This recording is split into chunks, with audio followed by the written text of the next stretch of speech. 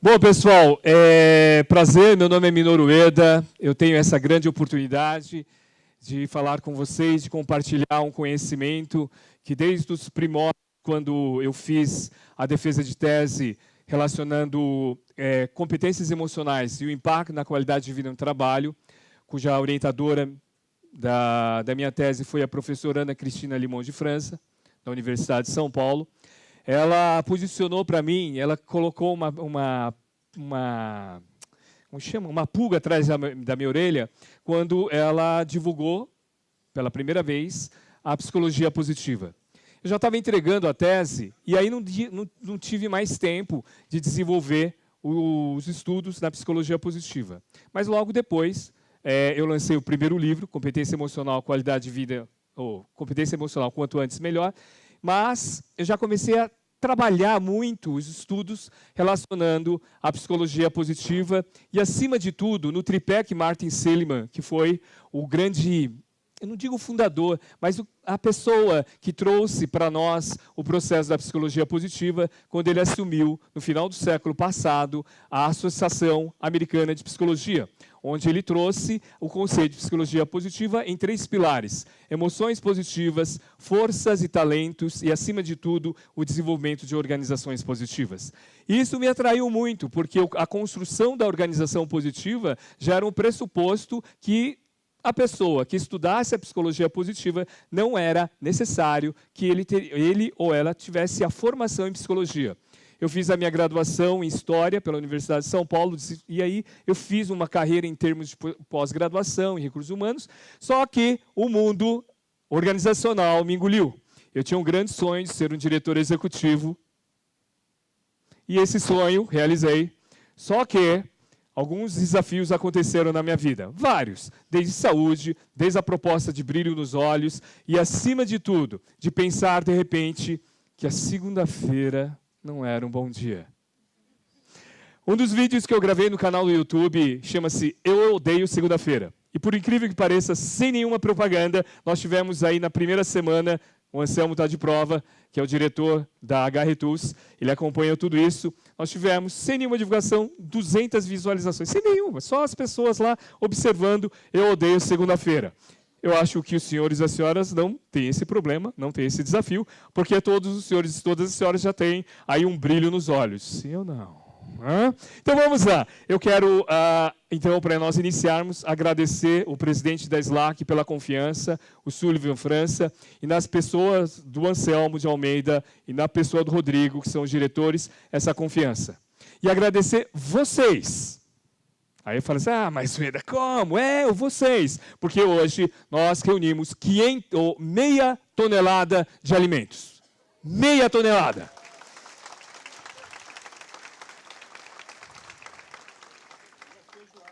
Oi? Para feijoada. Boa. Então, pessoal, eu acho que eu tenho absoluta certeza. A SLAC, quando desenvolve um trabalho desse, e vocês aqui se comprometeram a vir no sábado e doar esses 2 quilos, faz uma grande diferença para aquelas outras pessoas que talvez passem por mais desafios do que a gente. Faz sentido? Então eu quero apresentar para vocês o DNA da liderança positiva. O DNA da liderança positiva foi criado a partir do momento que eu comecei a estudar e a proposta de desenvolver esse livro chamado Liderança Positiva. Foi interessante porque o DNA da liderança positiva, conversando com o Sullivan França, nós temos o curso Leader Coach, e o Leader Coach trabalha a postura do coach.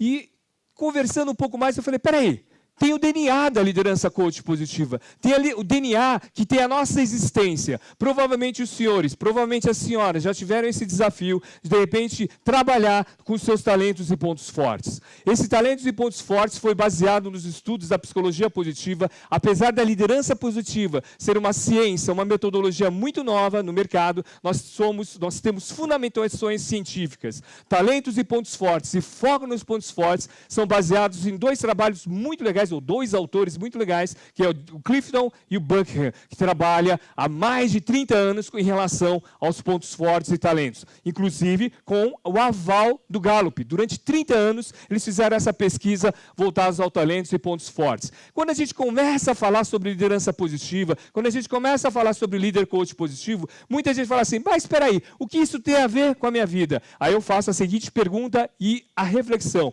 Sentido e significado positivo. Sentido e significado dos senhores e das senhoras estarem aqui. O sentido e significado, de repente, procurar uma formação na Slack, e muitos dos senhores e muitas senhoras se dedicaram quinta, sexta, sábado e domingo durante 2 meses. Sim ou não?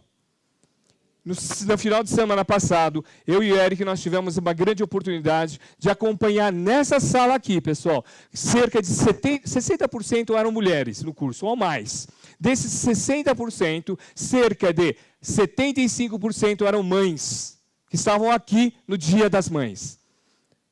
Pessoal, tem que ter um sentido e significado muito forte para, de repente, ter um alto investimento e saber que, de repente, aqueles momentos, aqueles dias, está valendo a pena. Já passaram por isso? Então, de repente, quando a gente fala de um tema que é o DNA da liderança positiva, a gente tem que também observar as nossas emoções. Porque é muito claro, conversando com o pessoal que trabalha com a neurociência, que, com certeza, os nossos comportamentos nascem das nossas emoções. E as nossas emoções nascem daquilo que a gente está pensando neste momento. Então, a primeira oportunidade que a gente tem de fazer essas reflexões começa no nosso relacionamento, as comunicações positivas. Então, Barbara Fredrickson, uma das estudiosas da psicologia positiva, ao defender a sua tese sobre positividade, ela traduziu no processo do dia a dia algo que é chamado de razão Losada, um grande pesquisador que fez a sua carreira acadêmica e a sua carreira organizacional nos Estados Unidos e verificou que equipes de alta performance possuem a razão 3x1. O que é a razão 3x1? 3 intervenções positivas para uma de desafio. Os senhores e as senhoras já tiveram essa experiência no seu dia a dia. Não sei os senhores, mas não sei as senhoras, mas eu prefiro conversar com pessoas que me deem mais feedbacks positivos do que desafio. Do desafio é importante, mas o mundo está cheio de gente querendo olhar os nossos pontos negativos. E o pior, essas pessoas não têm um processo, a primeira lei fundamental do ser humano e a lei do coach, autoconhecimento. Faz sentido? E quando a gente começa a trabalhar nesse processo, a gente vai fazer uma navegação nessa jornada sobre todos esses itens, provavelmente vai durar até a palestra do Sullivan. O Fran não vai ultrapassar a palestra, brincadeira, mas a gente vai trabalhar nessa jornada sobre o engajamento e o flow. Então, esses conceitos a gente vai trabalhar. Estamos aqui? Alguém comeu feijoada e está dormindo? Não, né? Espero que não. Então, era uma vez, há muito tempo atrás, os meus antepassados contaram que o Japão passava por alguns desafios muito parecidos com o Brasil. Jovens se formaram. Se formavam e não tinham emprego. Então, o que eles decidiram? Conversar com as pessoas mais velhas. Foram conversar com as pessoas mais velhas, as pessoas mais idosas, e disseram o seguinte, olha, eu conheço um japonês que sabe muito. Aonde ele fica? Ele fica na mais alta montanha da cidade e vai lá conversar com ele. Eles foram conversar com esse japonês e foram recebidos por um senhor, sabe, barbinha, tal. E ele recebeu, ficou ouvindo os jovens e disse o seguinte, o que está acontecendo por aí? Aí os jovens disseram, olha, a gente está se formando, não tem emprego na cidade, está em crise, o que a gente pode fazer? Esse senhor falou o seguinte, reúna o povo domingo, na principal praça pública, às 9 horas da manhã, que lá estarei presente. Pois bem, assim foi feito. Ele chegou no domingo, na principal praça pública, às 9 horas da manhã, e olhou o povo e fez a sua famosa saudação. Bom dia, povo deste lugar! E o povo, bom dia, Nasruddin! Nasruddin, contente, que a praça estava muito cheia, fez a sua pergunta. Povo dessa cidade, vocês sabem o que eu vim falar aqui? O povo, olhando para Nasruddin, responde, não sabemos, Nasruddin. Nasruddin olha para o povo e responde, um povo que não sabe o que eu vim falar aqui, não precisa que eu fique aqui. E foi embora. foi embora, deixou o povo maluco. Os jovens quase foram apedrejados, foram onde? Segunda-feira, conversar com os idosos. Os idosos falaram assim, não, mas o cara sabe o que está fazendo, vai lá, conversa de novo. E foram conversar com o Nasruddin. Foram recebidos por quem? Por um japonês. Sabe aquele japonês com barbinha, tal, como se nada tivesse acontecido? Você nunca sabe o que o japonês pensa, não é verdade? Bom, aí ele olha como se nada tivesse acontecido e responde, reúna o povo, domingo, na principal praça pública, às 9 horas da manhã, que eu vou bater um papo. Naquele domingo, pessoal, estava cheio de gente. Veio gente de outras cidades, curiosos em conhecer esse cara maluco. E ele chega então na cidade, faz a sua saudação. Bom dia, povo deste lugar! E o povo? Ele estava muito contente porque só tinha mulher. E faz a sua pergunta. Povo dessa cidade, vocês sabem o que eu vim falar aqui? O povo, ciente do que tinha acontecido na semana passada, responde, sim, nós sabemos, Nasruddin. Nasruddin abre um sorriso e responde, um povo que sabe o que eu vim falar aqui, não tem serventia eu estar aqui. E foi embora. O povo ficou maluco, pessoal. Queria pegar os jovens de pedra, queriam bater, queriam fazer de tudo com os jovens. O que aconteceu? Foram conversar com quem? Com os idosos. Foram conversar com os idosos falaram o quê? Vai lá conversar com o Nasruddin. Chegaram no Nasruddin falou assim, reúna o povo. Que dia? Que horas? Oh, da onde? Que lá estarei presente. Chega naquele dia. A cidade estava lotada, veio gente de outras paragens, de outras cidades, de outros países, circulando a economia naquela cidade.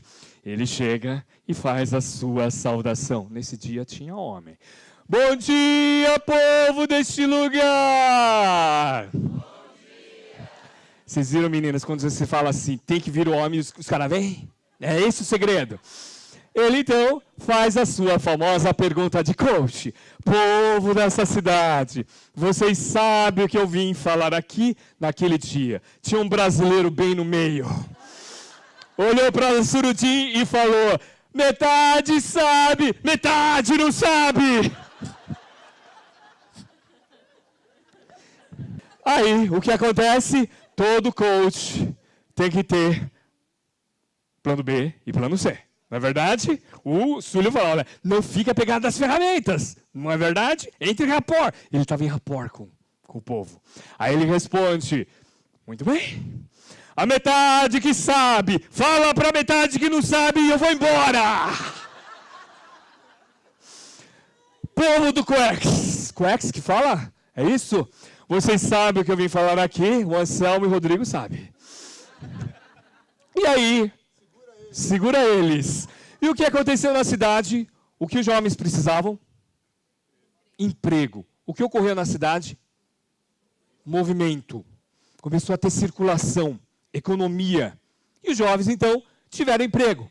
E viveram felizes para sempre. Acreditam nisso? Por quê? Eles começaram a refletir. Por que eu trabalho? Para que eu trabalho? Para que, de repente, eu acordo cedo e volto tarde, ou estudo, ou desenvolvo? Por que, de repente, eu tenho que aguentar alguns líderes que não são positivos? Aqueles líderes, de repente, que querem influenciar pelo poder. Aqueles líderes, de repente, que querem simplesmente olhar para a nova geração e falar assim, olha, eu tenho mais experiência do que você. Achando que a aprendizagem, conhecimento, é coleção e não conexão. Conhece alguém assim? Lá no Japão tem um monte. Tem um monte. E eles começaram a refletir isso.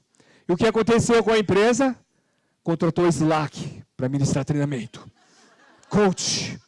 E aí as reflexões começaram cada vez mais a perceber. E essa pergunta, por que aqui os senhores e as senhoras trabalham? Por quê? Para quê?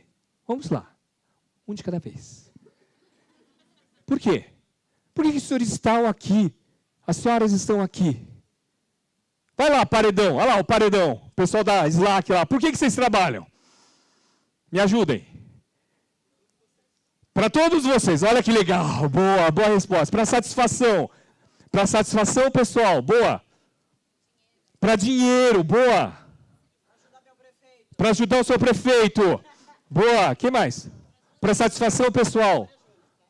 Não, eu não sei. Vi uma voz aqui. Oi? Transformar vidas. Boa. E aqui esse canto aqui, ó. Para que vocês trabalham? Ou vocês não trabalham, vocês vivem de herança. Hã? Contribuição. Boa. E nas perguntas que ocorreram, as pessoas respondem: eu trabalho para ser feliz. O primeiro livro do Martin Seligman, relacionado à psicologia positiva, chama-se Felicidade Autêntica. E dentro dessa abordagem da felicidade autêntica, ele foi lá na história, lá em Aristóteles, perceber que o ser humano busca a felicidade. Só que essa felicidade é pessoal. Essa felicidade, ela é um processo. Faz sentido para os senhores? E é por conta disto que a gente começa a fazer uma abordagem que alguns anos atrás, do século passado, felicidade não era uma abordagem dentro do mundo organizacional. Eu não sei os senhores, eu não sei as senhoras, mas eu estou completando mais ou menos 35 anos de atividade profissional. 35 anos. E eu lembro que quando eu entrei pela primeira vez no mundo organizacional, eu era office boy, a minha gerente falou assim: tá vendo aquela porta? Tô. Problema de casa, você deixa lá fora. Correto? Aqui dentro, não. E eu era garoto e eu comecei a pensar: peraí, como que eu entro por aquela porta e deixo o problema lá fora? É como se de repente eu chegasse e falasse assim: sai desse corpo que não me te pertence. Não tinha essa questão de gestão. Tinha algo assim, olha, separa. E o Daniel Goleman, quando fez a pesquisa sobre inteligência emocional, recebendo de Salo e Caruso, Meyer, todos esses psicólogos, percebeu que naquela época, década de 80, fizeram uma pesquisa, quais as emoções eram possíveis ou permitidas no mundo organizacional. Aí de uma coluna lá, felicidade, alegria, da outra coluna, raiva, medo. Qual ganhou? Raiva e medo. Eu sou de uma época que, de repente, o chefe era o chefe, você não tinha diálogo. Você não tinha como aquela questão de influência, não pelo poder, lá era influência pelo poder. Hoje a gente começa a perceber que não é isso. Tem que ter muito mais. Por que muito mais? Porque as pessoas estão vivendo mais. Primeiro ponto. Segundo, os jovens já adentram com uma série de informações. Sim ou não? Alguém tem essa espécie chamada adolescente em casa? Tem? É tudo isso. Então essa velocidade, né, é necessário que você faça parceria. E a questão da liderança positiva tem muito a ver. Quando a gente estava elaborando a primeira certificação em liderança positiva no Brasil, com Sullivan França e com Anselmo de Almeida, a gente percebeu que era algo muito palpável. E é por conta disso, dia 10 e dia 11, nós teremos a primeira certificação de liderança positiva no Brasil, com o apoio da Slack, da Gaetus e do MSI. Qualquer informação pode falar lá com o Anselmo ou com o Rodrigo e com aquela equipe lá do Paredão lá, ó. Tá? Então vamos continuar aqui. Essa questão da felicidade começou a perceber que a Sônia Lubrovoniski, uma outra psicóloga, pesquisadora da psicologia positiva, trouxe para nós solução 40%. Ueda, o que é a solução do 40%? Eles perceberam durante esses 15 anos de estudos, muito mais coisa, muito legal. Pegando 100%, tudo bem? Tirando 40%, sobra 60. Desses 60, você fatia 50 e 10. Visualizaram? Então, nós temos fatia de 40, fatia de 10 e fatia de 50, que interferem na felicidade. E os estudos da psicologia positiva perceberam que 50% da nossa felicidade ela tem uma interferência genética. Nós nascemos assim. Faz sentido? Tá? Se, de repente, o Eda, comeu 1 metro quase 69, tá? Desejar ser como o Tiago, é isso? Tiago e o outro rapaz, como que você chama? Júnior. Vocês viram? Vocês viram? Cadê o Tiago? Cadê o Tiago? Chama o Tiago. Ó, Tiago e o Júnior. Um é jogador de basquete e outro jogador de vôlei. E o Eda, comeu quase 1,69 m, desejo jogar de basquete. Pivô. Não tem como. Se a minha felicidade depender da proposta, ser jogador de... Pessoal, alguém viu? Conversando com esses dois meninos, eu fiquei com o torcicolo. Até chamei outro cara. Falei, não dá. Né? Pessoal, isso é genética. Então não tem como eu interferir nesse 50%. Faz sentido? Agora sobrou quanto? Mais 50. E esses 50, nas sessões de coach, a partir do momento que eu conheci esse processo, e eu falei, uau, né? Aí você pega o executive da formação, aí você depois faz o mais, e falei, agora estou entendendo. Quando o nosso cliente fala assim, cara, eu não consigo fazer tal coisa, porque o ambiente, a cultura da minha empresa, o meu chefe, ou eu nasci de... Ok, 50 separamos, sobrou 50, e a Sônia Lubrovoniski, através dos estudos, percebeu o seguinte, que a minha circunstância, o local, as pessoas interferem em 10%. 40% é o meu significado, o sentido que eu dou para as coisas. Faz sentido para os senhores? Faz sentido para as senhoras? E essa proposta, muitas vezes, não está na circunstância que eu vivo, mas sim do significado que eu dou, do pensamento que eu tenho nesse momento. E de repente pode acontecer várias coisas ao meu redor, e eu não dou significado positivo. Os senhores e as senhoras conhecem muita gente que tem dinheiro, para uma boa parte da população, de repente essa pessoa tem um pouco mais de dinheiro, e de repente ela não é feliz. E eu observando felicidade dentro dos aspectos biológicos, psicológicos, sociológicos, sociais e organizacionais. Isso é muito importante para nós nas sessões de coach, e é muito importante no nosso processo de liderança e na questão de influência. Entendendo liderança como o poder de eu influenciar, eu posso influenciar em casa, posso influenciar na minha igreja, posso influenciar na vida social e na vida profissional. E se você, aqui, dá um significado para o estresse, atenção, estresse, como algo negativo, cuidado. A neurociência, cada vez mais com as ressonâncias magnéticas cerebrais dos estudos, perceberam que o estresse tem dois significados. Então, se você é casada, ou se você é casado, olha para o seu companheiro e para a sua companheira e diz assim, você está me estressando, cuidado. Ele pode, ou ela pode continuar te estressando, porque dá um significado positivo.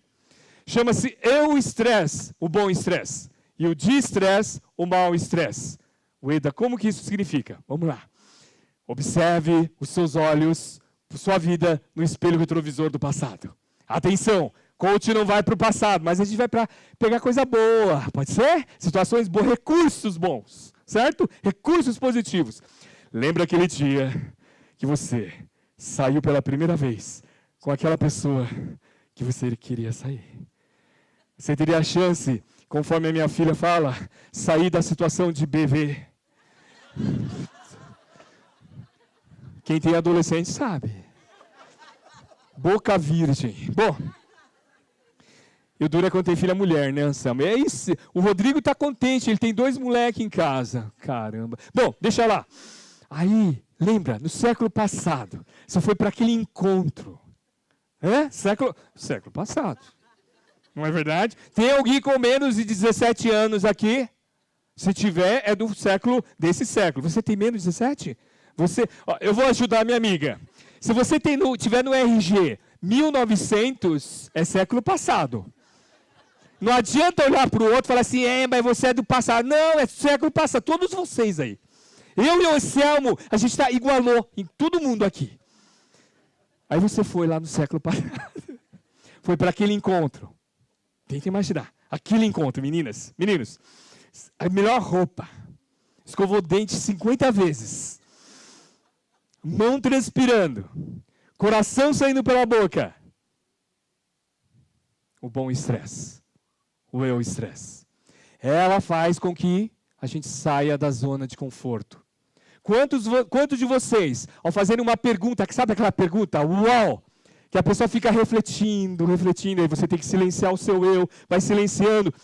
Aí você fala, uau, essa pessoa começou a transpirar, sua fisiologia mudou. É sinal que está fazendo sentido para essa pessoa. Sai da zona de conforto. Então o significado tem esse poder. Faz sentido, professor? Eu acho que está fazendo. A mesma situação, por isso tem aquela famosa frase, tempestade em copa d'água. A pessoa dá o seu significado para o seu dia a dia. E é por conta disso, cada vez mais, a gente começa a trabalhar, seja no livro, seja em sala de aula, na certificação, a gente vai trabalhar muito essa proposta de significado, porque faz a ponte para uma outra reflexão. E essa, por quê? Os pontos fracos são mais fortes do que os pontos fortes, se são pontos fracos. Já pensaram nisso? Por quê? Os pontos fracos são mais fortes que os pontos fortes se são pontos fracos. Ueda, eu não acredito nisso. Tá bom. Quem é do século passado também sabe, ou desse século, avaliação de desempenho, feedback de avaliação. Por isso que no nosso trabalho, principalmente no Executive, a gente fala, olha, trabalhe os pontos fortes. Os gaps, ele vem a caminho. Só se for um gap, se for um ponto fraco que realmente atrapalha a carreira desse indivíduo. Agora, se não for, vamos focar nos pontos fortes. Ueda, mas isso é cultural. Concordo? Cultural. Vocês aqui, provavelmente já passaram por isso. Mas vamos lá. Conhecem crianças pequenas? Ensino fundamental 1 ou 2? 1. Chega um boletim escolar.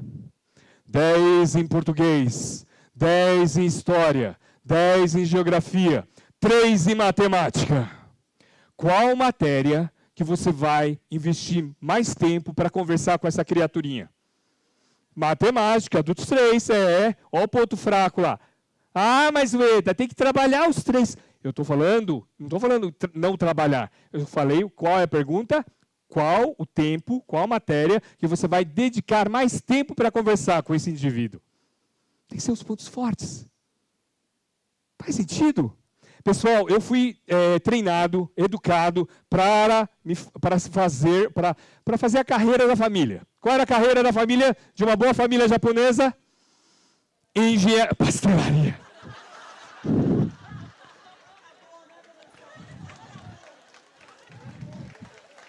Eu vou chamar aqui, Thiago Júnior. Essa daí a gente vai precisar dar um acerto. Pessoal, eu falo que o japonês sofre bullying desde pequeno.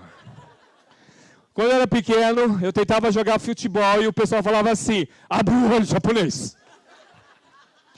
Aí minha mãe falava assim, Ueda, fica tranquilo, quando você crescer isso vai parar. Aí tirei carteira de motorista. No trânsito, abre o olho, japonês. Eu venho aqui para Slack, né, doutor Eric? Ele e o Eric, quem fez a formação do Master sabe.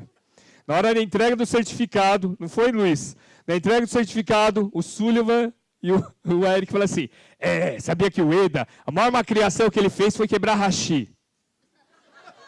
Aí, chego aqui, outro bullying, pastelaria. Mas nada da vida tem significado a não ser o significado que eu dou, certo? Nada na vida tem significado a não ser o significado que eu dou. Talvez a qualidade da sua vida tenha um grande significado e talvez você deixe passar. Faz sentido para os senhores? Faz sentido para as senhoras? E como que eu percebo que é um ponto forte? Primeiro, quando eu tenho desejo. É muito legal quando a gente começa a trabalhar com isso, tanto nas sessões de coach, quanto principalmente na sala de aula, quando as pessoas começam a falar, ai, Ueda, por isso que eu tenho desejo de fazer algo. Sabe aquela atividade que você faz, e você sente desejo, falando assim, quando que vai ter de novo? Faz sentido? Já fizeram essa pergunta? É que eu estou fazendo para o Rodrigo e para o Anselmo. Quando que vai ter de novo isso aqui? Desejo. Segundo, aprendizagem rápida. Pessoal, eu fui educado para ser engenheiro. Fiz etapa, cursinho etapa, no século passado. Olha, eu sou um pouquinho antigo. Na época que o Pasquale era professor de etapa. Nossa, É que eu fiz cursinho com 15 anos de idade. E aí, o William Cereja, que era o professor de português de laboratório, eu ficava fazendo, sabe aquele simulado, sábado, domingo, sábado. E uma certa vez, ele falou, Ueda, eu vejo você direto no laboratório, redações assim fantásticas. Olha, o cara não tinha formação de coach, mas o cara fez uma coisa assim. Ele falou assim, Ueda, você se vê sendo engenheiro dentro de tantos anos? Eu falei, não. Pessoal, foi assim, ó. Uma pergunta essencial. Faltava acho que uns 10 dias para fazer a inscrição na FUVEST. Mudei, coloquei história. E para explicar para meu pai depois. Demorou 2 semanas de conversa, mas hoje ele fala assim, Ueda, ainda bem que você não foi engenheiro. Ainda bem, tá? A aprendizagem rápida. Pessoal, a única matéria que eu fiquei de recuperação foi matemática.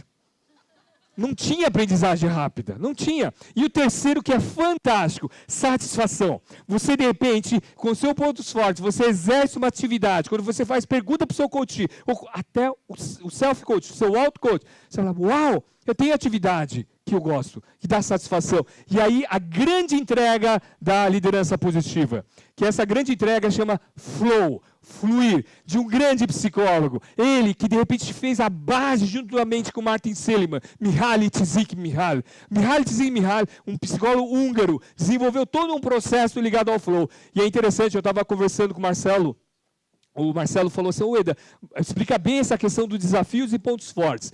A definição do flow é o seguinte, são todas as vezes que você tem uma qualidade de vida, você tem criatividade, você tem engajamento, você tem alta performance, quando os seus desafios estão alinhados com os seus pontos fortes, com os seus talentos. O Eda não entendi. É quando você faz algo onde todos os seus pontos fortes, ou quase todos os seus pontos fortes, são utilizados no seu dia a dia.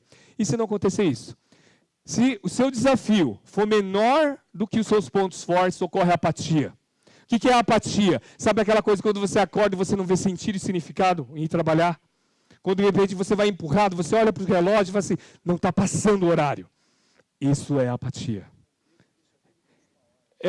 Mas ele tem muito mais a ver com a questão de você não olhar o quanto que você tem para entregar nessa questão de desafio. E talvez seja um dos grandes causadores das doenças invisíveis. As doenças psicossomáticas, segundo os estudos que a gente tem lá no Núcleo de Qualidade de Vida do Trabalho, lá na Universidade de São Paulo. E o contrário, quando você tem muito desafio e você não tem competência e capacidade, aí te dá o estresse, o de-estresse. É isso que a gente observa nos cursos, principalmente do Master Coach, onde a gente percebe a questão da inteligência emocional. Não é isso, Luiz? Então, dentro desse processo, cada vez mais, esse alinhamento é muito importante para a gente verificar com os nossos coaches, e as pessoas que vivem com a gente. Sabe por quê? Longevidade. Se de repente a vida começa aos...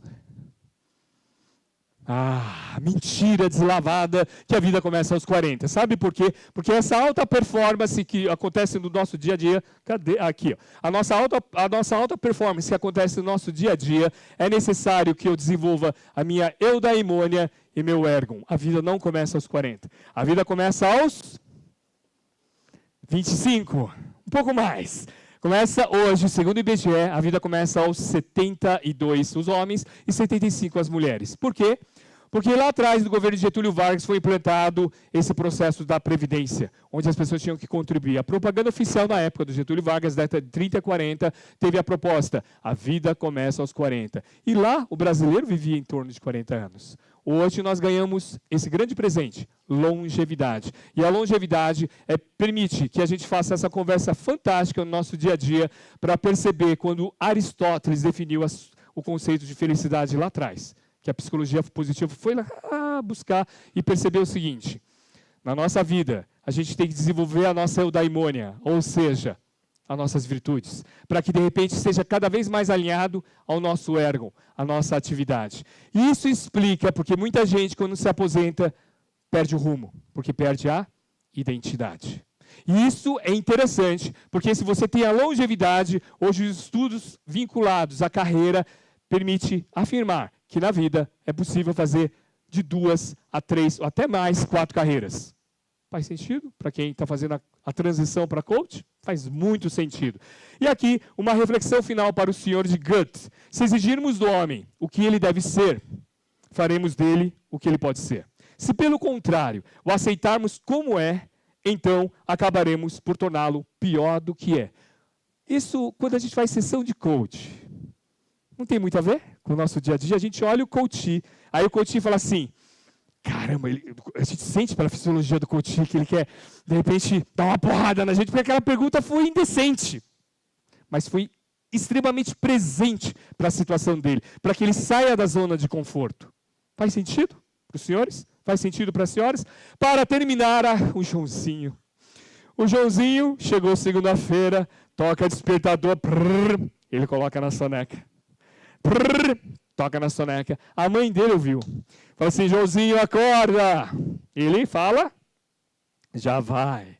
Segunda vez, Joãozinho, acorda. Ele responde, já vai. A mãe e pai, terceira já. Ela sobe as escadas, pega o cobertor e tira e fala assim, Joãozinho, acorda, você tem que ir para a escola. Aí ele olha para a mãe e fala assim, mãe, eu não quero ir para a escola. A mãe fala assim, por que você não quer ir para a escola? Mãe, os aluninhos não gostam de mim. Como que você sabe que os seus amiguinhos não gostam de você? Mas eu sabia que ia apertar aí. E como você sabe que você... Como que é? De volta. Como que você sabe que os amiguinhos não gostam de você? Aí ele responde assim, eu estava no recreio e eu vi os menininhos falam assim, olha lá o Joãozinho, olha lá já o Joãozinho, eu não quero ir para a escola.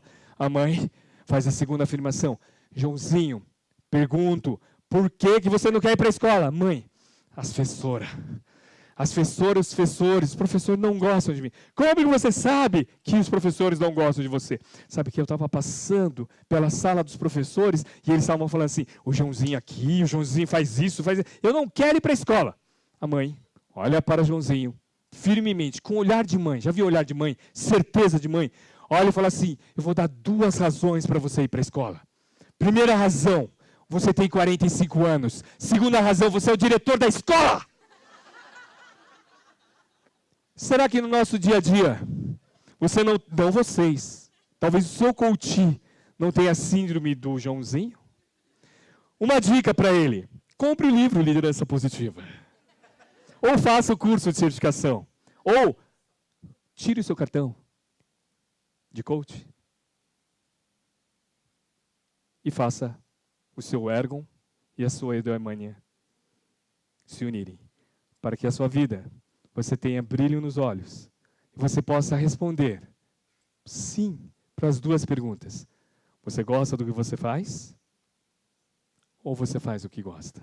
Se as 2 perguntas forem harmoniosas, provavelmente, na sua vida, você faça outras pessoas respirarem melhor.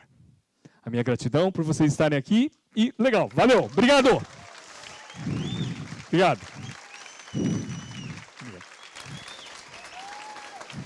Obrigado. Obrigado. Eu gosto de... Antigamente eu ficava tão chateado, sabe? Mas eu ressignifiquei. Um dia eu conversei com o Mário Sérgio Cortella. Um dia aí eu falei assim, Mário... Mário não, né? O Mário é uma intimidade. Professor Cortella, como que é essa questão? Né? Porque ele aparece na Rede Globo, ele falou assim, Ueda, a questão é, qual o seu objetivo? É ego? Ou é outra questão? Aí eu respondi para mim mesmo, é outra questão. Faz sentido? Eu vou dar o microfone para o Rodrigo, porque senão eu saio daqui e o chefe daqui a pouco vai chegar. Tá certo? Obrigado, pessoal. Valeu. Obrigado.